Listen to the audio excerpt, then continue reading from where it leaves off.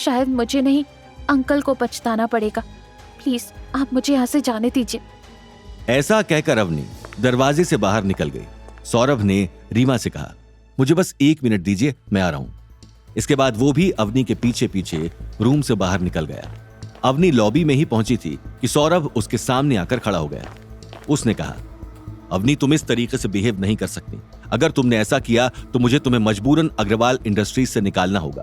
और अगर तुम गुस्से में आकर मुझे कहने वाली हो कि मैं तुम्हें निकाल दूं, तो मैं पहले ही बता दूं कि ये तुम्हारा बहुत बड़ा डिसीजन होगा, क्योंकि तुम्हें अपने घर के फाइनेंशियल कंडीशंस पता है। ऊपर से तुम्हारा पति भी तुम्हारा साथ नहीं दे रहा, बल्कि वो तो 2 और ही परियों को घुमाने के चक्कर में फंसा हुआ है। तुम्हें पता है ना कि रीमा जी एक बहुत ही अच्छी औरत है। और रही बात रुपेश की, तो वो उनके साथ आया है। जब उन्होंने मुझे इसके बारे में बताया तो मैं मना नहीं कर पाया। तुम ही बताओ, हमारी इतनी पुरानी क्लाइंट अगर हमसे कोई रिक्वेस्ट कर रही है तो क्या हमें ऐसा सब करना नहीं चाहिए कि हम उनकी बात मान लें? ये अग्रवाल इंडस्ट्रीज का मामला है।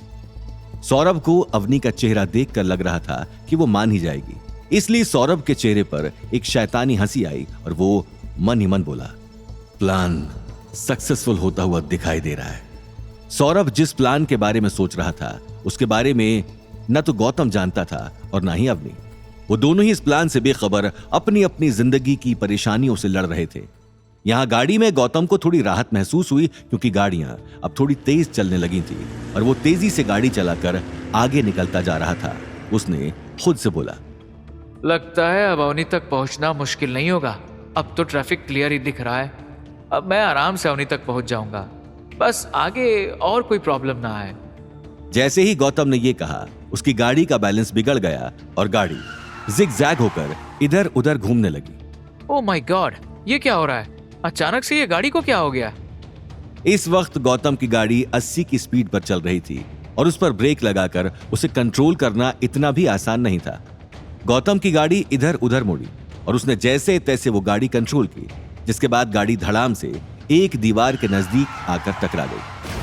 जब गौतम ने देखा कि गाड़ी को ऑलरेडी ब्रेक लग चुका है, तब उसने मन ही मन भगवान का शुक्रिया अदा किया और वो खुद से बोला, इतनी मुश्किलें क्यों आ रही हैं? मैं अवनी तक क्यों नहीं पहुंच पा रहा? आखिर ये गाड़ी को भी आज ही खराब होना था। क्या प्रॉब्लम हो गई आखिर इसमें?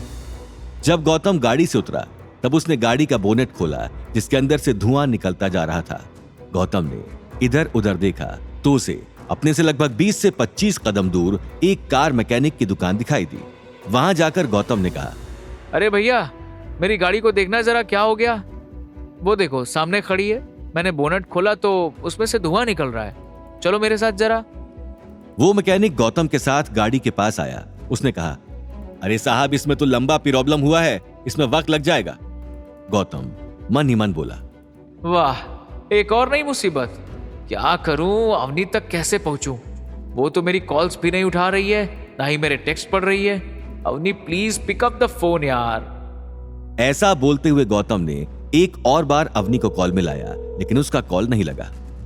यहां दूसरी ओर सौरभ अवनी को अंदर ले गया और अवनी चुपचाप जाकर उनके सामने बैठ गई।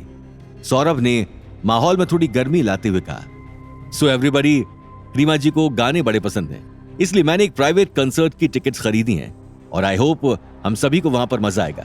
और मैं किसी के मुंह से कुछ ना नुकुर नहीं सुनना चाहता। हम सभी लोग उस कंसर्ट में जाने वाले हैं और वहां खूब एंजॉय करेंगे। अवनी उदासीन सा चेहरा बनाकर बैठी हुई थी, लेकिन वो सौरभ को इनकार करने की हालत में नहीं थी, क्योंकि पहले ही रुपेश के वहां पर होने से वो आपत्ति जता चुकी थी। लेकिन उसकी बात सौरभ नहीं सुन रहा था, बल्कि वो तो अपनी ही बात अवनी पर थोपे जा रहा था। अवनी को कंसर्ट में ले जाकर सौरभ उसके खिलाफ क्या प्लान कर रहा था? क्या गौतम समय पर होटल पहुंचकर अवनी को कंसर्ट पे जाने से रोक पाएगा?